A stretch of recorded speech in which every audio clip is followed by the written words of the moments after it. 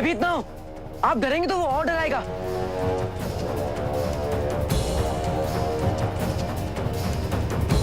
राजकुमार अशोक, आप एक दूसरे की सहायता नहीं कर सकते।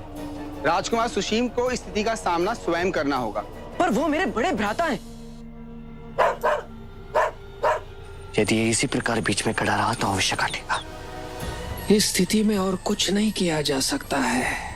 यदि वो निर्धारित मार्ग से नहीं जाते हैं तो पुष्प और पौधों को हानि अवश्य पहुंचाएंगे।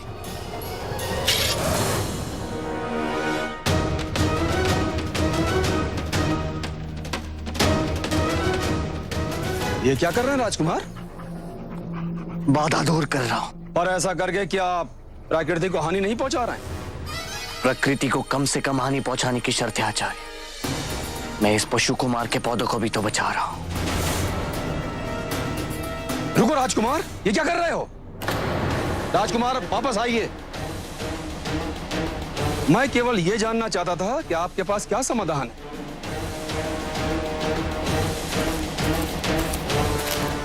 राजकुमार अशोक,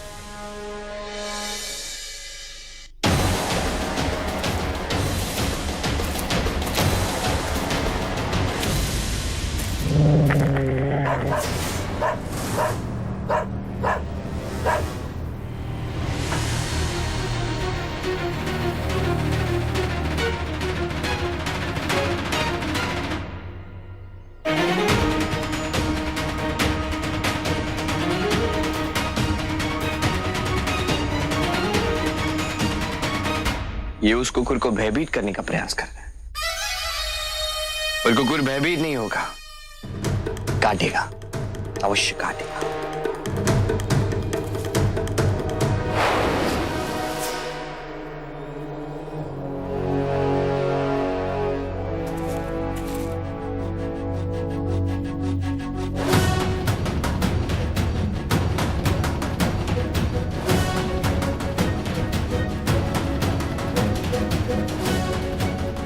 काटेगा नहीं भ्राता, काटेगी।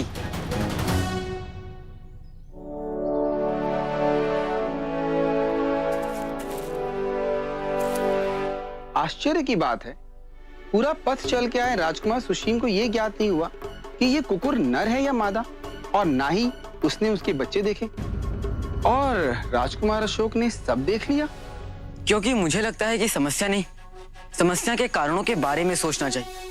कुकुर कभी भी अकारण आक्रमण नहीं करते। या तो वो किसी की रक्षा कर रहे हैं तब करते हैं, या फिर वो भयभीत हो गए। और यहाँ तो दोनों ही कारण उपस्थित हैं। एक माँ अपने बच्चों की रक्षा भी कर रही है और उनके लिए भयभीत भी। इसकी रक्षा तो तुमने कर ली अशोक। अब ये बताओ, कितने पौधों को क्षति पहुंचाओगे? एक को भी नहीं।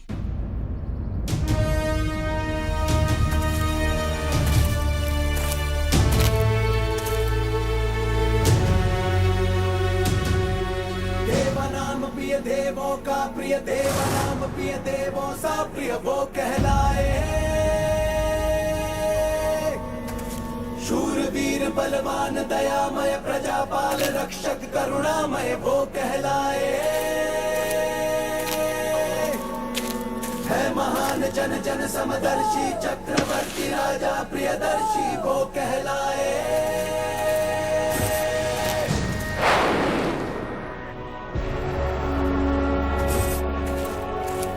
ये क्या है? सामान को हाथ गाड़ी के साथ ले जाना है। आचार्य ये सही ढंग नहीं, अब देख रहे नियम का उल्लंघन है। आचार्य,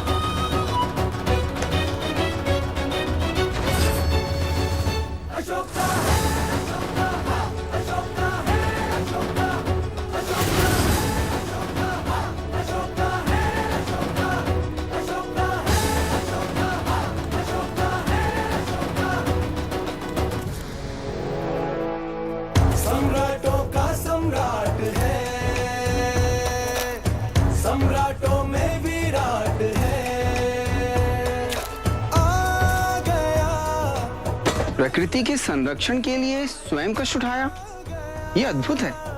इतनी कम आयु में ऐसी सोच को प्रदर्शित करने वाला बालक मैंने तब से नहीं देखा जब से मौर्य वंश का अंश अनोखा है, अशोका है, अशोका हा, अशोका है, अशोका हा, अशोका है, अशोका हा।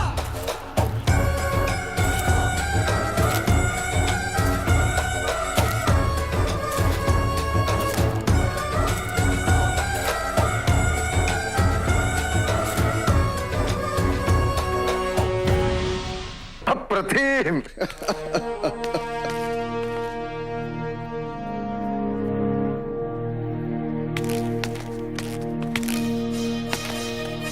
तुमने बिल्कुल ठीक कहा था धर्मा। आज तुम्हारी बात सत्य हुई। तुमने कहा था ना कि हमारा मिलन मानवता के उद्धार के लिए निमित्त है, और आज अशोक ने तुम्हारे उन्हीं शब्दों को सार्थक कर दिया है। परिणाम जो भी हो, आज मैं इतना गौरवान्वित हो रहा हूं कि अशोक मेरा पुत्र है, हमारा पुत्र।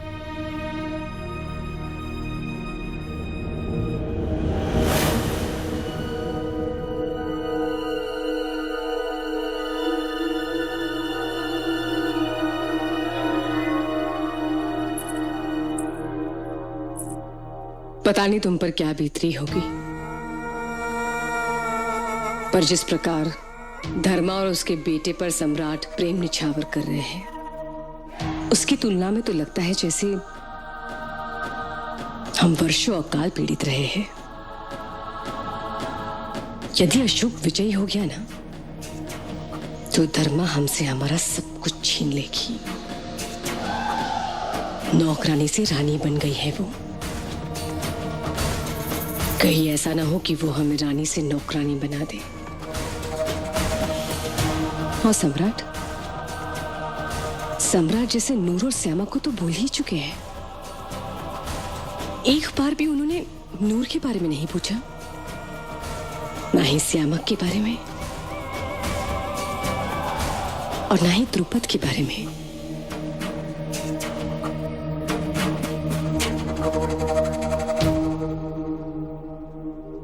जैसा प्रदर्शन आज हमने यहां देखा है, उससे कौन विजयी होगा ये कह पाना संभव नहीं है, परंतु अंतिम चरण हमारे लिए यह कार्य थोड़ा सरल अवश्य कर देगा। बस इस अंतिम चरण में अशोक से कोई चूक ना हो। ये अंतिम अवसर है मुझे अपनी विजय सुनिश्चित करने का, तो मैं इसे अपने हाथ से नहीं जाने दूंगा। कल्पना करिए, आप एक राजा हैं और आपके समक्ष एक अपराध प्रस्तुत किया जाता है, और आपको उपलब्ध तथ्यों के आधार पर न्याय करना है। यह परीक्षा इस ज्ञान प्रतियोगिता का अंतिम चरण है। एक पुत्र कुसंगत में पड़कर कुछ व्यक्तियों की हत्या कर देता है और उसके अपराध में पकड़ा जाता है, और वो व्यक्ति उसके अपने ही राज्य से थे। ऐसे राजद्रोही पुत्र को दंड देने के लिए उसकी मां उसे मारने का निर्णय लेती है। क्या ऐसा करके वो स्वयं अपराधी बन जाएगी? क्या उसे दंड मिलना चाहिए?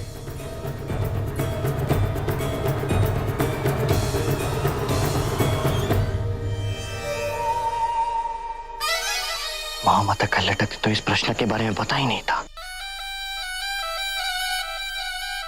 राजकुमार सुशीम, पहल कीजिए, उत्तर दीजिए।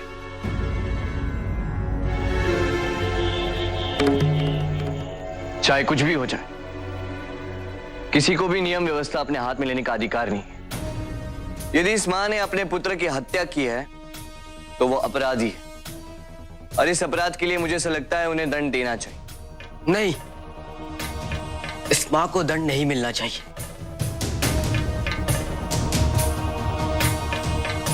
ये आप क्या कह रहे हैं राजकुमार? हत्या अपराध है और अपराधी को दंड देना अनिवार्य ही नहीं आवश्यक भी है। यदि कोई शासक भावुकता को न्याय व्यवस्था से अधिक महत्व देता है, ये राज्य के हित में नहीं होगा। पर क्या शासक को यह भूल जाना चाहिए कि अपराधी होने से पूर्व वो स्त्री एक मां थी, एक मां जिसने अपनी संतान को जन्म दिया, उसे पाला पोसा। यदि वो अपनी संतान अपने पुत्र की हत्या कर रही है यह सोचकर कि उसका पुत्र अपराधी है, राष्ट्रद्रोही है, तो क्या वो ऐसा करके अपनी मातृभूमि को मातृधर्म से अधिक महत्व नहीं दे रही है? उसने क्या किया उससे महत्वपूर्ण यह होता है कि उसने किस लिए किया और क्यों किया। और इस मां ने वही किया जो एक सैनिक करता है, एक राजा करता है। इस हत्या के पीछे स्त्री का कोई व्यक्तिगत स्वार्थ नहीं था। और फिर अपने पुत्र की हत्या करने का दुख तो होगा ना उसे। इससे बड़ा दंड और कोई उसे क्या दे सकेगा? फिर भी मैं यही कहूंगा राजकुमार कि हत्या हत्या है, हत्या एक अपराध है और अपराधी को दंड देना ही चाहिए। प्रत्येक अपराध की परिस्थितियां भिन्न होती हैं महामात्य। परंतु विभिन्न परिस्थितियों में एक ही अपराध के लिए विभिन्न नियम नहीं बनाए जा सकते हैं राजकुमार। नियम सर्वत्र समान है। अब कहीं आप ये तो नहीं कहना चाह रहे हैं कि जिन नियमों के आधार पर वर्षों से न्याय होता आ रहा है, नियम ही आपको स्वीकार्य नहीं है और उन्हें परिवर्तित कर देना चाहिए? आप कह रहे हैं कि नियम सबके लिए बराबर है, तो फिर आचार्य चाणक्य के अर्थशास्त्र में ब्राह्मणों को प्राणदंड से मुक्ति क्यों है? क्यों शूद्र को छोटे से अपराध के लिए इतना बड़ा दंड देने का प्रावधान है? कितने ऐसे अपराधों का उल्लेख मिलता है अर्थशास्त्र में जिनके लिए यदि कोई दंड पुरुषों के लिए निर्धारित किया गया है तो स्त्रियों के लिए उससे आधा कर दिया गया। मैं अर्थशास्त्र की आलोचना नहीं कर रहा हूं। आचार्य चाणक्य ने यदि विभिन्न वर्गों के लिए न्याय व्यवस्था का उल्लेख किया है तो निश्चित रूप से कुछ सोच समझ कर ही क्या होगा, समाज की आवश्यकताओं को ध्यान में रखकर क्या होगा। उसी के आधार पर मैं ये कह रहा हूं कि प्रत्येक अपराध के दंड का निर्णय उसकी परिस्थितियों को ध्यान में रखकर ही लेना चाहिए।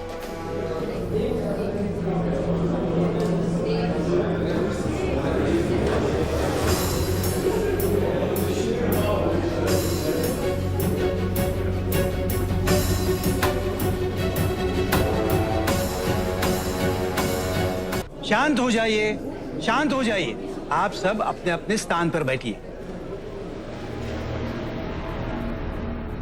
अब मैं यहाँ आचार्य चाणक्य को आमंत्रित करता हूं। वही बताए कि इसका उत्तर सही है राजकुमार सुशीम का या राजकुमार अशोक का। और आचार्य चाणक्य का हस्तक्षेप इस प्रतियोगिता के नियमों के विरुद्ध होगा। हमें आचार्य का दृष्टिकोण जानना है इन दोनों उत्तरों पर।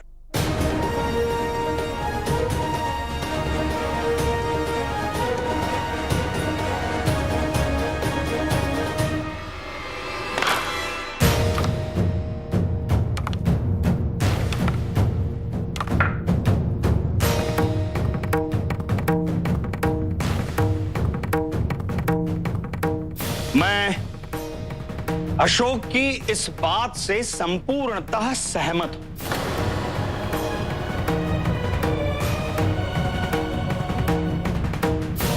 कि जिस स्त्री ने अपनी संतान की हत्या की हो उसने स्वयं अपने आप को दंड दे दिया है।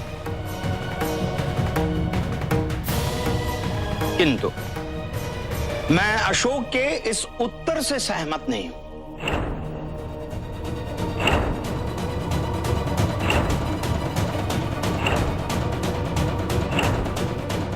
यदि अशोक इस प्रकार सभी न्याय करने लग जाए तो समाज में अराजकता उत्पन्न होगी। और दंड का आधार यह है कि दंड अपराध के अनुपात से ही दिया जाना चाहिए और यह केवल राजा ही निश्चित कर सकता है, क्योंकि वो प्रजा के अपराधों को निष्पक्षता से समझ सकता है, उसका आकलन कर सकता है। जिस स्त्री का उदाहरण दिया गया है उसमें उचित यही होता कि वो स्त्री अपने पुत्र को राजा के समक्ष प्रस्तुत कर देती, किंतु उस स्त्री ने ऐसा नहीं किया। वो स्वयं ही निर्णायक बन गई और अपने पुत्र की हत्या कर दी। और हत्या करने का अधिकार किसी भी नागरिक को नहीं है। कोई भी नागरिक नियमों को अपने हस्त में नहीं ले सकता। इसीलिए ये स्त्री अपराधी है और उस स्त्री ने नियमों का उल्लंघन किया है, सामाजिकता का अपमान किया है और दंड संहिता की उपेक्षा की है। और इनके आधार पर उस स्त्री को दंड दिया जाना चाहिए, जैसा सुशीम ने कहा।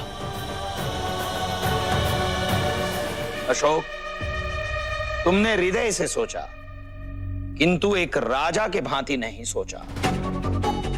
राजा का निर्णय भावुकता से मुक्त होता है और भावुकता से मुक्त ही होना चाहिए। और यदि वो तुम्हारे तर्क अनुसार ऐसे किसी अपराधी को दंड नहीं देता है, तो प्रजा का न्यायिक व्यवस्था से विश्वास ही उठ जाएगा। साधु साधु साधु साधु साधु साधु। अब सभी निर्णायकगण आंतरिक चर्चा करेंगे, फिर मतदान होगा और उसके आधार पर प्रभारी राजा घोषित किया जाएगा।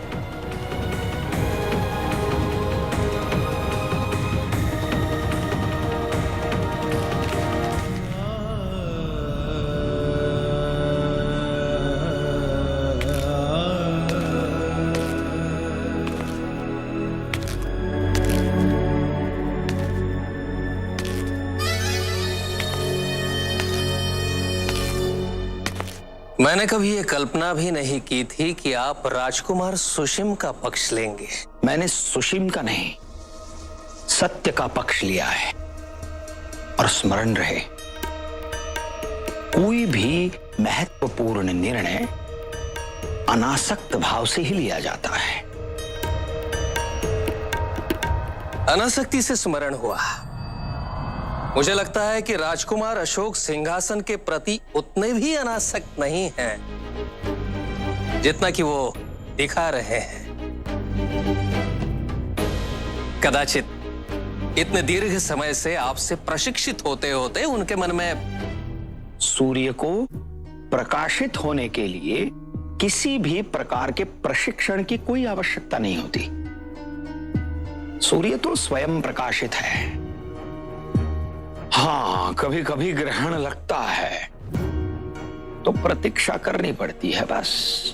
ग्रहण है या आपके स्वयं प्रकाशी सूर्य में प्रकाश ही नहीं है, ये शीघ्र ज्ञात हो जाएगा।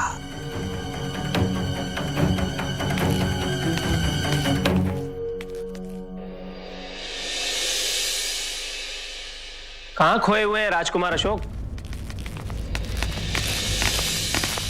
राजकुमार कहे या सम्राट अशोक? हमें इतना गर्व है मित्र, शास्त्रार्थ में क्या तो उत्तर दिए हैं तुमने, और युद्ध नीति वाले चरण में भी। हाँ, और हाथ गाड़ी वाले चरण में तो तुमने ही विजय अंकित की है। तुम्हें ही प्रभारी राजा बनाएंगे। हाँ, तुम भूलोगे तो नहीं ना? हम पर कृपा बनाए रखिएगा राजन।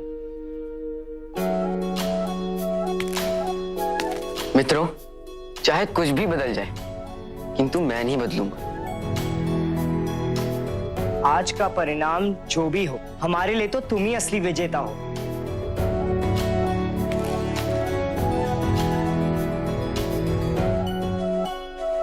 उठा लो जीवन का आनंद।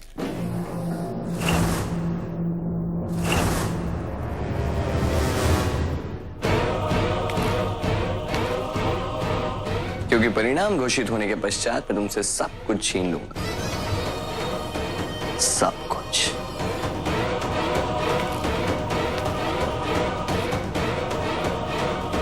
आप कदाचित समझ नहीं पाए कि मेरा लक्ष्य मातृभूमि की सेवा करना है और उसके लिए मुझे सिंहासन पर विराजने की कोई आवश्यकता नहीं। और इसलिए अपने गंतव्य तक पहुंचने के लिए मुझे प्रतियोगिता में विजयी होना आवश्यक नहीं।